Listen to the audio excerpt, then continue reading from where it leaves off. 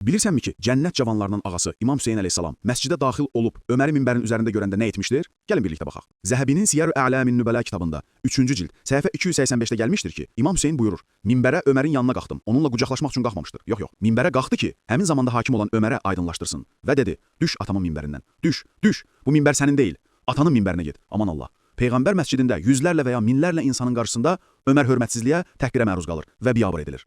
Ömər dedi: "Atamın minbəri olmayıb." Sonra məni yanında otduzdurdu. Düşəndən sonra dedi: "Ey oğul, bunu sənə kim öyrədib?" Dedim: "Bunu mənə heç kəs öyrətməyib." Bəli, İmam Hüseyn əleyhissalamın kiminsə ona öyrətməsinə ehtiyacı yoxdur və o bilir ki, Ömər oturmaması lazım olan yerdə oturmuşdur və onun bu minbərə qalxmağa səlahiyyəti yoxdur. Çünki o Əmir əl-Möminin Əli ibn Əbi Talib əleyhissalamın xilafətini qəsb etmişdir. Ömər əlini başına qoyub dedi: "Ey oğul, məgər başımızın üzərindəki tükü Allah və sonra sizdən başqası bitirmişdir? Yəni nəyimiz varsa, öncə Allahdan, sonra siz Əhl-i-Beytdəndir." Sonra dedi: "Ey oğul, bizə lütf edib yanımıza gələrsən və bizi bərəkətində bürüyərsən." Sənədi səhihdir.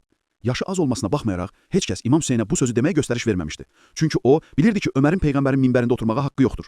Necə oturmağa haqqı çata bilər ki? Dinə cahilidir. Hətta təyəmmüm və kəlalə, yəni valideyni və övladı olmayan kəsin mirası ayəsini bilmirdi. Və özü demişdir ki, hamı, hətta qadınlar belə Ömərdən daha alimdir.